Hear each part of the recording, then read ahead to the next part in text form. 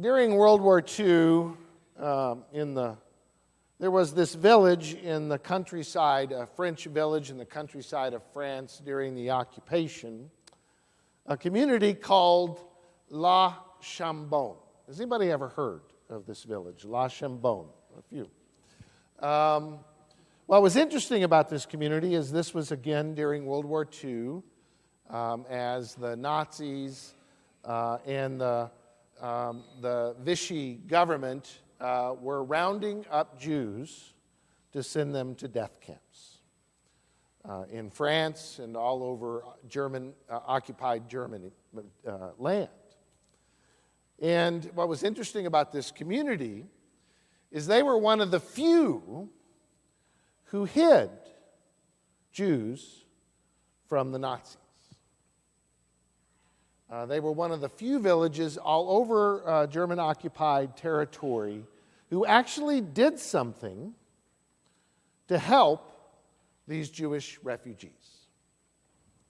They would hide them in their homes at great personal danger, at great risk to themselves. They would hide Jewish men, women, and children in their homes. They would hide them at their farms. They would hide them in wherever they could. And when Nazi patrols would come around to investigate the village, they would hide them in the countryside. And the story was told that when the Nazi patrols finally left, a member of the village would go out and sing in the forest, sing a song which told those Jews who were hiding in the forest that it was safe to come home. Amazing, amazing story. And part of what makes this story interesting in many ways is the question. A number of scholars following World War II, a number of scholars were wrestling with the question of why this community, why this one particular village would offer this kind of help, particularly when you look at the rest of Europe during this time, in Germany and France and other places, in which people weren't stepping up, weren't hiding, weren't protecting, but were accepting these folks, vulnerable, called illegal, these powerless folks. And the scholars were interested why so few did something about what was happening, and what was it about La Chambon that this whole village actually did something that saved so many lives. And so they went, and many years following World War II, interviewed and studied and got a historical account of what happened. And what they found was beyond the leadership of the village, who were very important, and beyond the important values of the Reformed tradition, the Christian tradition they were a part of, that really what they found was this interesting fact that the citizens of La Chambon were actually descendants of Huguenots. Which means the Huguenots were this persecuted group within France, persecuted Protestants, Reformed folk who were persecuted under the Catholic Church in France at the time. But they were descendants of these Huguenots. So what was interesting was that connection, that sense of their history, that sense that they knew themselves, their parents, their grandparents, as refugees, as these people who had to flee persecution. That made a huge, significant difference. In other words, when they looked at the Jews, they didn't see an other, they saw themselves.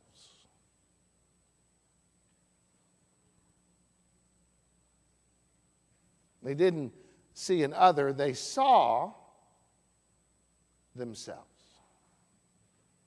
Refugees. Vulnerable.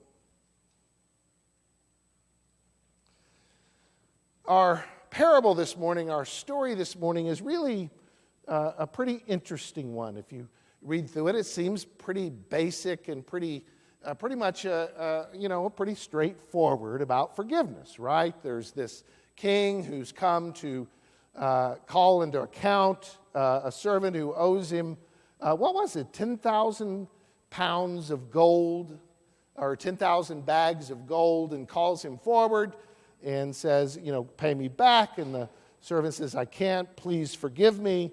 And he's forgiven, and then we know the story continues. He yet goes forth, and he has another servant who owes him a bag of silver coins, and he won't forgive that servant. In fact, he takes him and chokes him and throws him into prison. And then the consequence of this, as the other servants tell on him, is that the king calls him forth and says, why? I forgave you so much and you forgive so little. And he takes him, sends him into prison and has him tortured. And the story ends with this kind of assumption that this is how God will judge you if you don't forgive others. And I'll be honest, I don't really like this story that much. If you really look at it, Jesus says the kingdom of God is like this, and I'm going, I don't know if I like this kingdom of God, The two debtors end up in jail, tortured.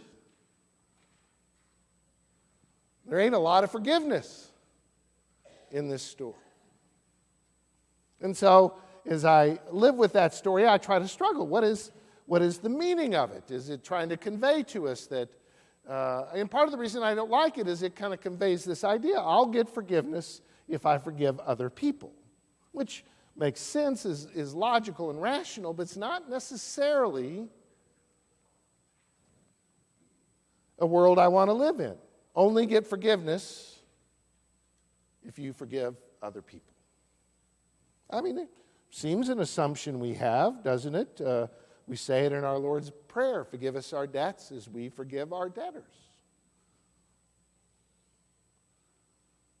But actually, we're missing something very profound in the story if we kind of see it in that terms of interpretation. And the first clue that we know that Jesus is saying something more profound is that of the amount that is forgiven of the first servant. The equivalent in Greek is like 10,000 bags of gold. In other words, this unimaginable amount that's forgiven by the king of that first servant. Unimaginable. It would be 20, 30 years of labor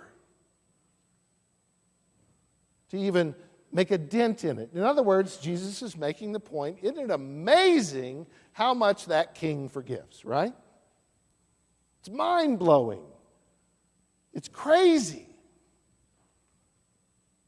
And so when I hear Jesus says, the kingdom of God, the kingdom of heaven, is like a king who calls into account a servant who owes him 10,000 bags of gold, and just by saying a few words, please forgive me, he is set free. That's ridiculous, right? The king's not going to stay king if he keeps forgiving 10,000 bags of gold, right? That's too amazing to imagine. The king is a lunatic to forgive that much without any expectation of something in return. That's radical, isn't it? And that's a message Jesus preaches over and over again, is the amazing grace, the incredible grace of God that will forgive us anything, no matter how much debt you owe. There is nothing, Jesus says, that God wouldn't forgive you. There is nothing you can do or say in which God would not unencumber you, set you free. And that's crazy. God's a lunatic, right? To do that kind of grace in the world. The sad part of the story, the part that's not the kingdom, is here was this servant who received this incredible grace, this unencumbered, free grace that he didn't deserve, who was set free. And the sad part of this story, it's not the kingdom, it's very much this human earth. The sad part of this story is that he couldn't be changed by that gift. He's not different because he received that gift. I mean, how stupid can he be that he would not equate his own sense of being forgiven of such incredible wealth that he can't even extend it to another human being? The problem is not at the grace. The problem is the grace didn't change him. It didn't make him a different human being.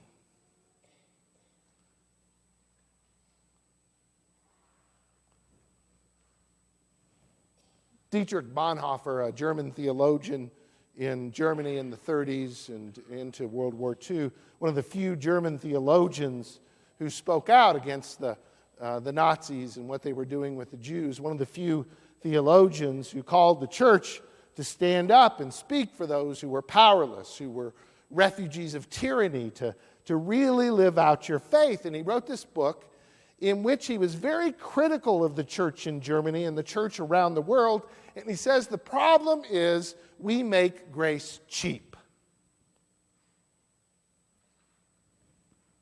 The problem is that he says this in this book, he says we come and worship on Sunday morning with all the fanfare and beauty and all the music and hymns, but it really doesn't change us.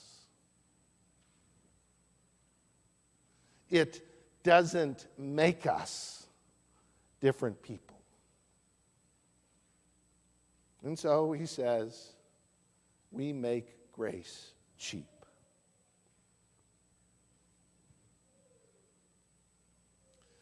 So I don't know if y'all do this when you hear this story, but I know it's what I do. And generally, I identify with in this story maybe the person who's supposed to be forgiving. And we often identify with, in stories like this, we often think of ourselves and place ourselves in the story as the person giving forgiveness, which is human nature. Hey, we're good people, we're nice. We do good things. We come to church. We serve on session.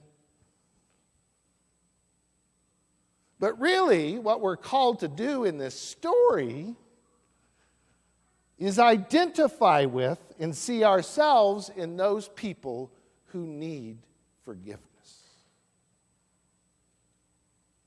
Not to be about thinking of ourselves, well, we're forgiving people. You know, someone does me a minor moral injury or hurts me a little bit. I know this story is about me being forgiven. Instead, to see ourselves in deep need for God's compassionate grace that goes beyond our imagination. To see the ways in which we can enjoy and celebrate the richness of being a forgiven people.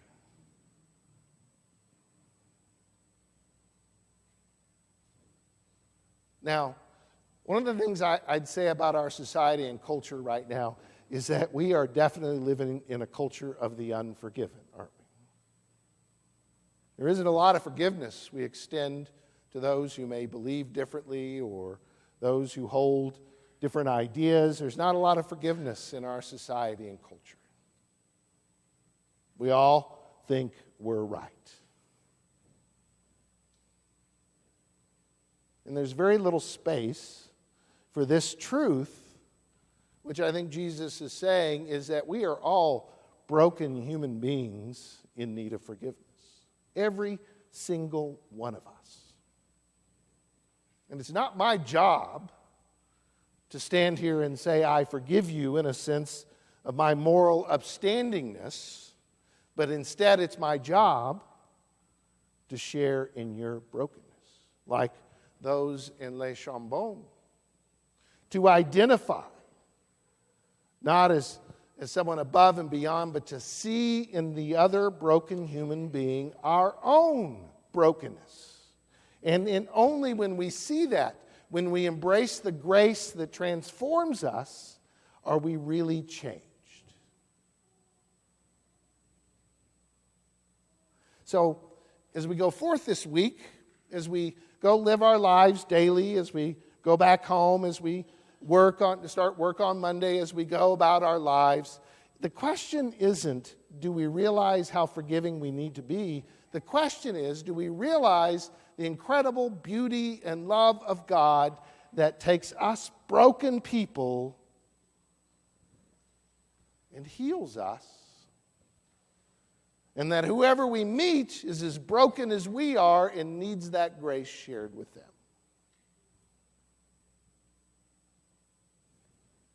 The world, our society needs, a society of the unforgiven needs a kind of people who go out and sing a song in the forest so that people know it's safe to come home.